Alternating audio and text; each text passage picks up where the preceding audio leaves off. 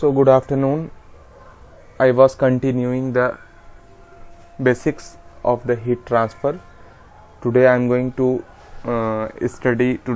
to explain you the mechanism of heat transfer in solid में conduction कैसे होता है. ओके इससे पहले एक वीडियो अगर आपने नहीं देखी है तो मैं आपको इस प्रीवियस वीडियो का लिंक दे दूंगा. सो मान लेते हैं ये एक सॉलिड बॉडी है. इस सॉलिड बॉडी को मैंने जूम इन करके इसके अंदर के मॉलिक्यूल्स और इलेक्ट्रॉन्स को शो किया है. ओके एक साइड सॉलिड के मान लेते हैं काफ़ी हाई टेम्परेचर है, आग लगी हुई है और सॉलिड का कुछ कंसिडरेबल लेंथ है. मान लेते हैं कोई एक सॉलिड रॉड है या ब्लॉक है और उसके दूसरे एंड पे कुछ आइस रखा हुआ है 0 डिग्री पे. तो यहाँ पर मान लेते हैं 500 डिग्री सेल्सियस का टेम्परेचर डिफरेंस है. तो जो मॉलिक्यूल्स यहाँ पर रहेंगे क्लोज प्रॉक्सिमिटी में, क्लोज कांटेक्ट में, ये तो काफ़ी ज़्यादा गर्म होंगे, काफ़ी ज़्यादा वाइब्रेट कर रहे होंगे और डांस कर रहे होंगे, अपने मीन पोजीशन पे उछल फांद कर रहे होंगे. ओके तो ये मॉलिक्यूल्स अपने पोजीशन के अबाउट वाइब्रेट कर रहे हैं और इसकी वजह से ये यहाँ पर एक लैटिस वाइब्रेशनल वेव्स क्रिएट हो रहा है. ओके इस तरीके से पूरे सॉलिड बॉडी में. एंड चूँकि ये एक मेटल है तो मेटल में फ्री इलेक्ट्रॉन्स होते हैं और इलेक्ट्रॉन्स फ्रीली मूव करते रहते हैं, वैलेंस इलेक्ट्रॉन्स होते हैं. तो वो क्या करेंगे, वो भी एनर्जी को गेन करेंगे और एक साइड से दूसरे साइड एनर्जी को ट्रांसफ़र करेंगे. ओके तो ये जो लैटिस वाइब्रेशनल वेव्स है इसको हम लोग फोनॉन्स भी कहते हैं. ओके और लैटिस वाइब्रेशनल वेव्स जो है वो मेटल्स में भी होता है, नॉन मेटल्स में भी होता है. अब यहाँ पर मेटल्स की कहानी है और नॉन मेटल्स की अलग अलग कहानी है. ओके सो चूँकि ये मेटल है तो इसके अंदर फ्री इलेक्ट्रॉन है. फ्री इलेक्ट्रॉन मेटल के अंदर है तो मेटल में जो टोटल हीट ट्रांसफ़र हो रहा है कंडक्शन की वजह से, उसमें दो चीज़ का रोल है. एक तो कि लैटिस वाइब्रेशनल वेव्स का और दूसरा कि इलेक्ट्रॉन के ट्रांसफ़र की वजह से. तो मेजर जो कंट्रीब्यूशन है, जो मेजर रोल है वो कंडक्शन का, वो थ्रू द इलेक्ट्रॉन मूवमेंट की वजह से. ओके और जो माइनर रोल होता है वो लैटिस वाइब्रेशनल वेव्स की वजह से होता है. इसलिए हम लोग कहते हैं कि मेटल में जो हीट कंडक्शन रेट होता है वो इलेक्ट्रॉन की मूवमेंट की वजह से होता है.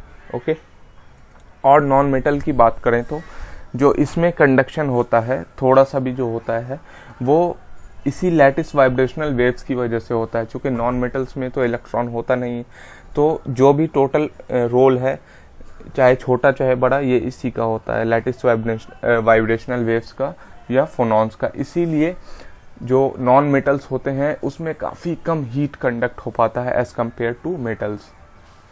Okay so solid are composed of atom bonded together in periodic arrangement called lattice. ये हम लोग डेफिनेशन इस पहले पढ़ चुके होंगे.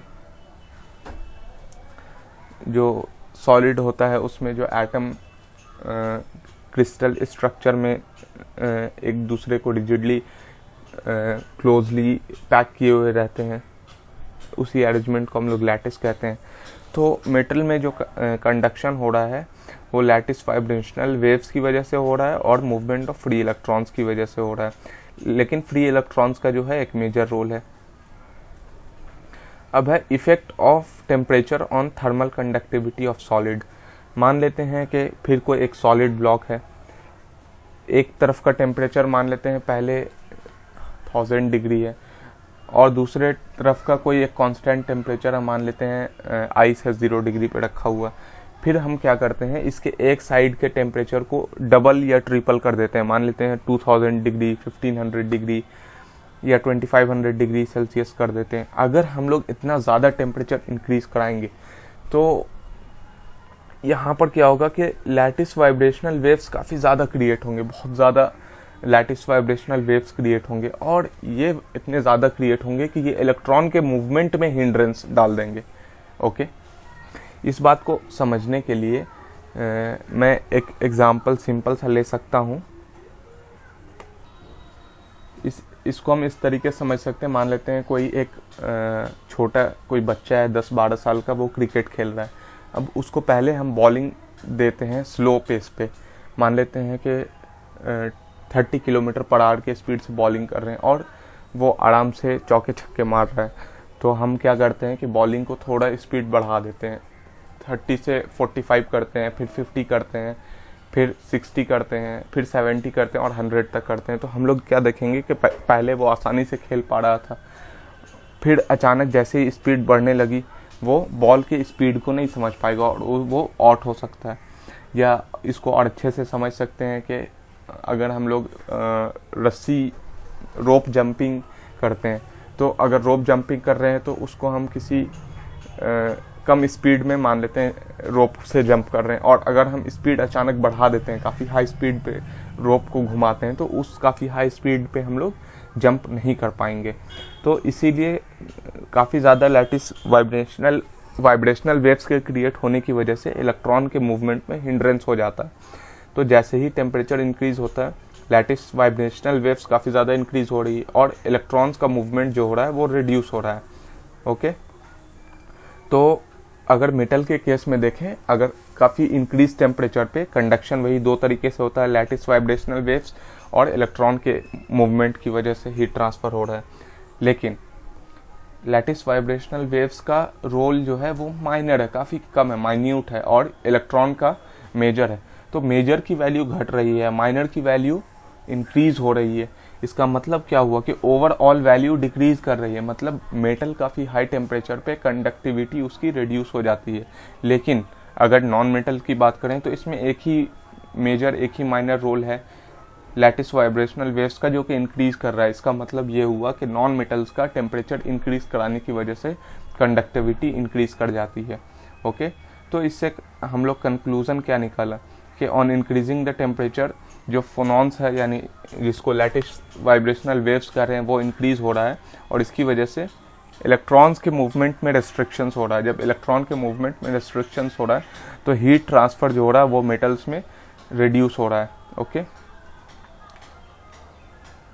अब हम कंसिडर करते हैं कि एक रिलेशन लेते हैं, K is equal to K0 1 plus alpha t, where K0 is the thermal conductivity at 0 degree Celsius of metal. Alpha क्या है, कोएफिशिएंट ऑफ थर्मल कंडक्टिविटी होता है। तो मान लेते हैं किसी टेम्परेचर T1 पे जो थर्मल कंडक्टिविटी है वो K1 है, तो उसको हम लोग इस तरीके से लिख सकते हैं, K1 is equal to K0 1 plus alpha T1। और किसी बॉडी का टेम्परेचर हम T1 से T2 इंक्रीज़ कराते हैं, तो एट टेम्परेचर T2 K की वैल्यू क्या हो जाएगी, K2। ओके, सो K2 हो जाएगा K0 1 प्लस अल्फ़ा T2। अब सेकंड इक्वेशन से फर्स्ट इक्वेशन को सब्ट्रैक्ट करने के बाद हम लोग को आएगा K2 minus K1, we get K0 alpha T2 minus T1। अब यहाँ पर अल्फ़ा की वैल्यू निकालेंगे तो वो आएगा K2 minus K1 by K0 T2 minus T1। Okay, अब यहाँ पर अब मेटल्स के लिए देखते हैं। जैसे ही हम लोग टेम्परेचर इंक्रीज करा रहे हैं, K की वैल्यू क्या हो रही है, K की वैल्यू रिड्यूस हो रही है, क्योंकि जो फाइनल थर्मल कंडक्टिविटी है ना वो कम पड़ जा रहा है, तो सॉरी वो छोटा पड़ जा रहा है, हाँ सही। तो ऊपर वाला टर्म जो हो रहा है वो निगेटिव हो रहा है, नीचे वाला K0 तो पॉजिटिव है और टेम्परेचर का डिफरेंस तो पॉजिटिव है। इस एक निगेटिव की वजह से अल्फ़ा की वैल्यू निगेटिव हो गई। और नॉन मेटल्स की बात करें तो जैसे ही टेम्परेचर इंक्रीज हो रहा है K की वैल्यू इंक्रीज हो रही है, तो K2 माइनस K1 का डिफरेंस और बड़ा होगा और पॉजिटिव होगा, और K0 पॉजिटिव था और टेम्परेचर डिफरेंस तो इंक्रीज होने की वजह से पॉजिटिव रहेगा ही, तो अल्फ़ा की वैल्यू पॉजिटिव हो गई।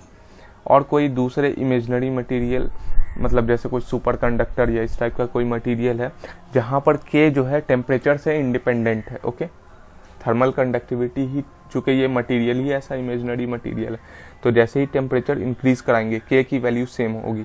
ओके, क्योंकि K इंक्रीज ही नहीं होगा टेम्परेचर की वजह से, तो अल्फ़ा की वैल्यू होगी K2 minus K1 by K0 T2 minus T1। Temperature का डिफरेंस तो पॉजिटिव होगा, K0 भी पॉजिटिव होगा, लेकिन K2 माइनस K1 का वैल्यू 0 होगा। इसका मतलब ये हुआ कि उस मटेरियल के लिए अल्फ़ा की वैल्यू 0 हो गई, यानी यहाँ पर K जो है वो कांस्टेंट हो गया। अगर K कांस्टेंट है, अगर हम लोग K को कांस्टेंट मान रहे हैं, जैसे हम लोग कहते हैं कि K इज इक्वल टू 25 वाट पर मीटर डिग्री सेल्सियस या जो भी है, तो वो वैल्यू कांस्टेंट है। इसका मतलब क्या हुआ कि उस वैल्यू को मानने के लिए हम 3 कंडीशन मान रहे हैं। पहला ये कि वो एक होमोजीनियस मीडियम होगा, दूसरा ये कि वहाँ पर अल्फ़ा की वैल्यू 0 होगी, और ये एक आइसोट्रॉपिक मीडियम भी होगा।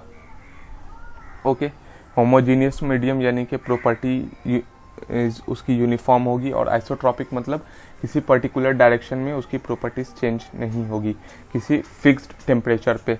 ओके, मान लेते हैं कोई एक बॉडी है एट टाइम T0, इसका टेम्परेचर T1 है, और ये होमोजीनियस और आइसोट्रॉपिक भी है।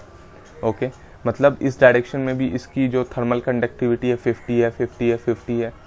ओके, इस पॉइंट पे, ठीक है। अगर इसकी बॉडी का टेम्परेचर हम किसी दूसरे टाइम पे इंक्रीज या डिक्रीज करा देते हैं तो यहाँ पर थर्मल कंडक्टिविटी की वैल्यू घट या बढ़ सकती है। ओके, सो कुछ थर्मल कंडक्टिविटी है कुछ अलग अलग मेटल्स की। फॉर एग्जांपल मेटल्स में गोल्ड है, स्टील है, कॉपर है, आयरन है। नॉन मेटल में आइस है, प्लास्टिक है, फायर क्ले ब्रिक है, फायर ग्लास है, वुड है, पॉलीयूरेथीन है। अब यहाँ पर गोल्ड जो है उसकी थर्मल कंडक्टिविटी 317 वाट पर मीटर केल्विन यूनिट ये है। 300 केल्विन पे थर्मल कंडक्टिविटी की वैल्यू देखी गई है। तो यहाँ पर हम लोग ये देख रहे हैं कि मेटल्स की जो थर्मल कंडक्टिविटी होती है वो काफ़ी ज़्यादा होती है। ओके, और नॉन मेटल्स की थर्मल कंडक्टिविटी काफ़ी कम होती है। इसलिए यहाँ पर जो फॉर्मूला है हीट ट्रांसफ़र का, उसमें थर्मल कंडक्टिविटी की वैल्यू कम होने की वजह से हीट ट्रांसफ़र काफ़ी कम होता है। लेकिन डायमंड तो एक नॉन मेटल है, लेकिन इसका एक स्पेशल केस होता है कि इसमें जो मॉलिक्यूल्स के अरेंजमेंट होते हैं वो काफ़ी क्लोज होते हैं, बहुत ज़्यादा क्लोज होते हैं। ओके, तो इसकी वजह से इसकी थर्मल कंडक्टिविटी काफ़ी हाई हो जाती है।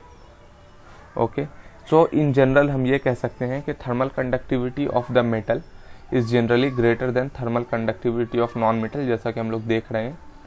और दूसरा कि thermal conductivity of pure metal is greater than thermal conductivity of alloy. For example iron एक प्योर मेटल है, इसकी थर्मल कंडक्टिविटी 81 है। स्टील एक अलॉय है आयरन और कार्बन का, जिसकी थर्मल कंडक्टिविटी 61 है। अब यहाँ पर जो पॉलीयूरेथीन है, जो रेफ्रिजरेटर का गेट होता है उसमें वाइट से प्लास्टिक होते हैं, वो क्या करते हैं, उसकी थर्मल कंडक्टिविटी देखिए कितनी कम है, 0.026, मतलब वो काफ़ी कम हीट को लॉस होने देगा। ओके, या फिर हम लोग फर्नेस में फायर क्ले ब्रिक यूज़ करते हैं। ओके, या फिर प्लास्टिक हम लोग एज ए इंसुलेटर यूज़ करते हैं। तो ये सारे जगह पे हम लोग इसीलिए तो यूज़ कर रहे हैं क्योंकि ये कम से कम हीट लॉस होने देता है। सो थैंक यू इस वीडियो को देखने के लिए। Please like, subscribe, share and comment.